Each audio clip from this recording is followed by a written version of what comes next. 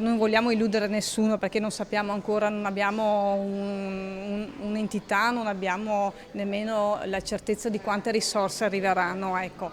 Dipenderà da quello che il governo deciderà appunto di stanziare, però è importante segnalare questo sicuramente. L'importanza di segnalare. A farlo ufficialmente il primo cittadino di Arzignano, che oggi in delegazione ha accompagnato due tecnici e due ingegneri della Protezione Civile Nazionale nei luoghi dove maggiormente il maltempo ha colpito. Verso le 10 la prima tappa il Galilei, un istituto scolastico dichiarato inagibile già per il Covid e che ora la furia del maltempo ne ha peggiorato drasticamente la condizione.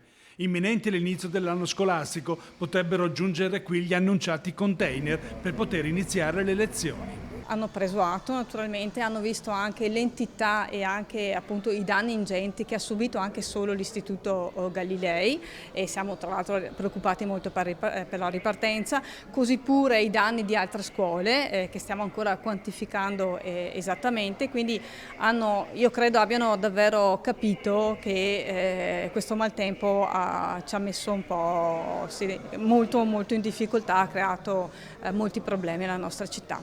La delegazione poi si è spostata agli impianti sportivi con le coperture dilaniate e a San Zeno, dove svetta tristemente il campanile spuntato tra i tetti devastati dal vento.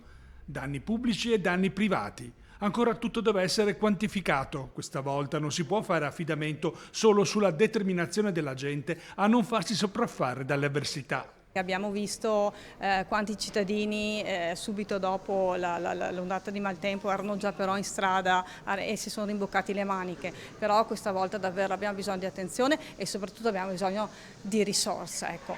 Di risorse sia per il patrimonio pubblico, le nostre scuole, la prima cifra che avevamo di 2 milioni di euro, siamo già a 3 milioni di euro stamattina, ma io spero che possano davvero anche dare una mano alle famiglie e ai cittadini, e quello è quello che davvero mi auguro più di tutto.